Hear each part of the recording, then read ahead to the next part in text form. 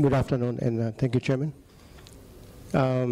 My presentation is basically on the local service delivery here within the city. So before, like the speaker before me, I'll explain how the city operates, and so you have a better understanding of how we operate as a city council and as well as a provincial government.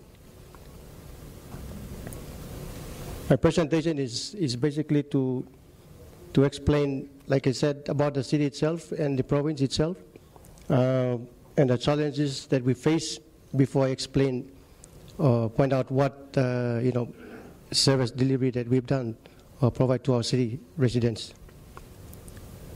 Let me also make some clarification here that certain people in the city or within Papua New Guinea refer to NCD or NCDC as a province. You would probably hear this morning that the Prime Minister, when he made reference to my governor, he said NCDC governor. It should have been NCD governor because he represents the province itself. NCDC is the municipal authority. So there's two differences that it has to be clarified here. So what must be the land itself, NCD province, is about 250 kilometers square.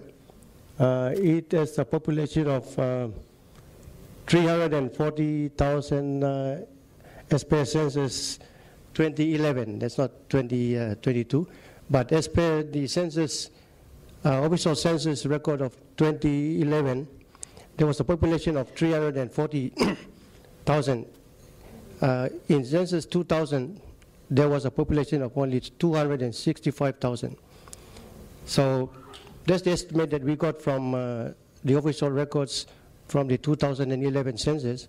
But we, as the organization that provides the service to the people, we think that we have about 600,000 plus. Basically because when we had the preliminary listing on census 2011, our staff, the regulatory services staff, came up with 600,000 plus people in the city. We have over 22,000 land parcels, but when we collect rates, we only collect about 17,000 land parcels, so which is not a big income for us.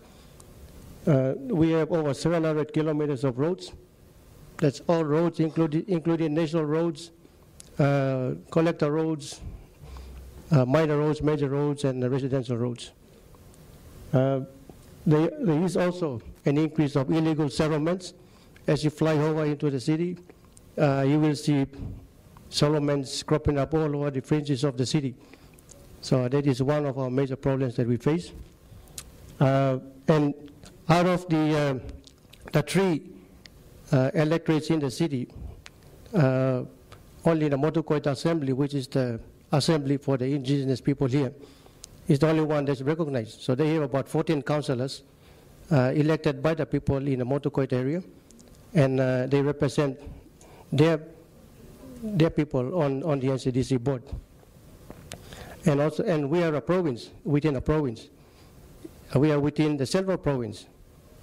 Central Province is much bigger than NCD, but we are a small province within the bigger province. For NCDC, we are an organization that controls the city, and we operate as a provincial government as well as a city authority. Currently, we have a staff of over 500. So if we have to look after the whole city, the ratio would be one staff to about 1,200 people in the city. So it is a daunting task for us as well. We have operational budget of around 280 million, which includes, which I'll explain later, about 45 million that belongs to the open members and the regional member. And we operate under an NCDC Act, whereas the Deputy Secretary for the PLG has mentioned, they do have an organic law on provincial governments, but NCDC does not operate on the organic law on provincial governments. So we are a separate entity created under Section 4 of the PLG Constitution. And we have about 11 board members. So as I said, the status of NCD as a province. In this case, our case is very unique, which I explained previously on why we are quite unique, because we were set up by Section 4 of the Constitutional Act, and we are a province within a province. We are surrounded by central province, as I can show you in the next slide. And we are an urban province, because as compared to other urban centers in the city, in the country, sorry. So that's the central province in terms of PNG, and this is central province as a cutout of that, and Port Moresby is only that area there. So you can see that we are encompassed by the bigger province or central province. And we are one regional member who is a governor, elected by the whole province, and we have 3 open members that represents the city within the city residents within the city. So there are 3 electorates and 3 open members. So out of these 4 members elected to the parliament, 2 of them are ministers in the current O'Neill Dion government. One is a governor, which was mandated by the people to be voted in, and one is a vice minister of sports. So all our 3 members of the province, all in parliament and in senior roles. Our role as NCDC City Authority also covers the same boundaries that our elected members have been voted in for. So the whole city boundary, which our budget is geared to provide services to within the city boundaries, is also covered by the local members. And only Motu Koita Village is a recognized LLG, and they do have a representation on the NCDC board as well. And all the other councillors within the 3 open electorates are appointed by the governor. They are not elected by the people, and so the services, as you can see, sometimes does not filter down towards to the residents of those electorates, 3 electorates. So I'll talk about the challenges first before I talk about how we deliver some services to our people. Despite the whole area is covered both by the NCDC and the local politicians, we still face challenges. The main challenge is of the influx of rural to urban migration, placing high demands on the services. As I said, we have a limited funding of about 80 million. 45 million is from the open members. And we only have about 235 million, which we have to provide all services to the city residents, garbage collection, road maintenance, all these things we need to provide for the city residents. There are also unplanned settlements that affect our city planning process. Our city, the land tenure is about 60% state land and 40% customary land. All of the state land has now been used up, and developments are now cropping up in the customary land.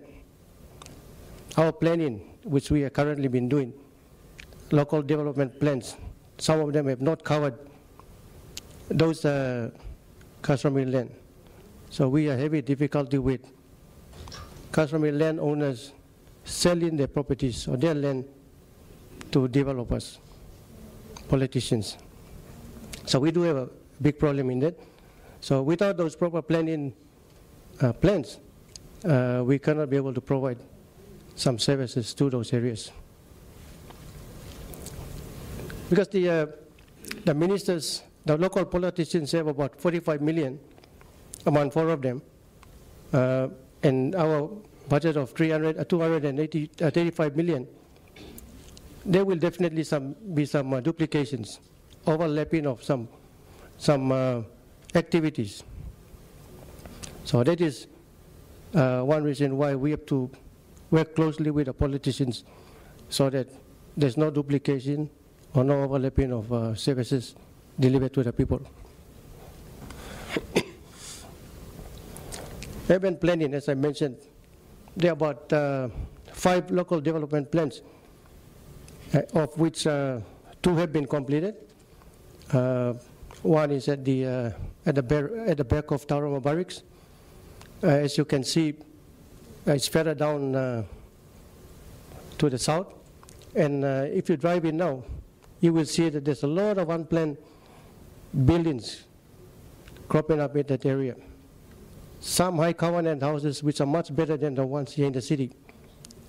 You know, you can see that's all happening down at that area. But according to us, it's an illegal settlement. We're calling it settlement because it's unplanned. Road infrastructure is not there. There's no water supply and sewage. There's no power services running in there. If the power services are running there, it's all illegal. All those buildings that went up do not have physical planning and building board approvals. Our physical planning and building approvals apply to any buildings within the city premises.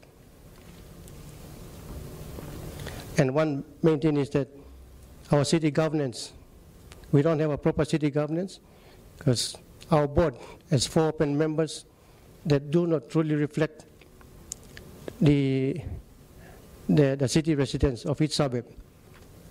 Because the members are voted in by a certain group of people while others miss out. When that person gets into parliament, he does not provide services to certain parts of his electorate. So those are some of the problems that we face. So what have we done so far? As the city is well covered by the authorities, we decided that we should work closely with the open members. We asked them for a 5-year plan, and then we have our own budget, and we ensure that our road maintenance budget and our programs and their road maintenance programs, our school maintenance programs and their school maintenance programs do not duplicate. But if they do, we decide on what ratio should the budget be applied. So in most cases, we tell the politicians that since you are elected into parliament, you contribute more than half of the funding. So we have the funding that's from the one open member. He gives a contribution of some percentage. We get the regional member, which is the governor, to give us some percentage, and NCDC to contribute some percentage so that we develop and provide service to those particular electorates. So you probably would hear that the Deputy Prime Minister and probably the Prime Minister mentioned that each member is given 10 million. So we have 3 electorates. That's about 30 million. And the governor gets 15 million. So that's 45 million per year. I think it decreases after the second year. So we've got 45 million. That's from the politicians. And we've got our own budget. And we plan within the budget to provide services to certain electorates. Some of the projects that we have done, we've done rehabilitation of roads within all 3 electorates, especially the Pari Road, which is must be south, the electorate of the Minister for Sports and Events, Minister Justin Tachenko. We've also built classrooms, teachers' houses, with counterpart funding, that is, for Sacred Heart School in the Mosby Northwest, electorate for member for Northwest, and Minister for Health. So we provided that. It's counterpart funding. We've constructed the market at Sabah. So it's a new market, and it's in the Mosby South electorate as well. And we've also provided TVET scholarship, technical and vocational education colleges. So we provided sponsorships for some of the school leavers that came out of grade 10, 12, or even funded some students that have gone or currently enrolled at universities. And it's done through the open members as well as the governor and NCDC. So the way forward, I think, is that we need to work closely with DPLG so that we will have a new NCDC organic law which will clearly define our existence, whether as a provincial government or as a municipal authority. We need to maintain our event safety programs that we currently have. Some of them, or probably two of them, you'll hear further about them tomorrow, which will be presented by our representative from UN Women, Ms. Aletia, and from the World Bank UYEP program, Tom Gillis.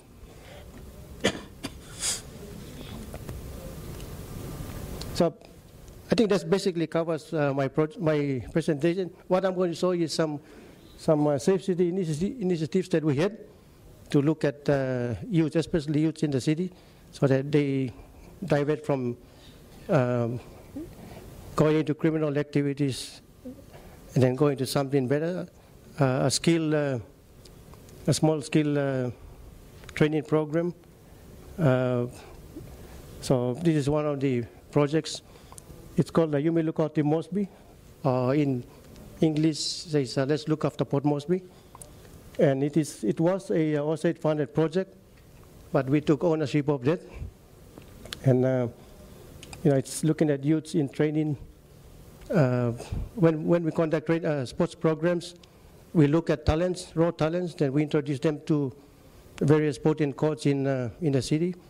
And if they perform better, they represent our province at the PNG Games. And if they're lucky, they represent the country. So this is supported strongly by the Port Moresby Chamber of Commerce and through a vocational school called the Tagini Gora Vocational School.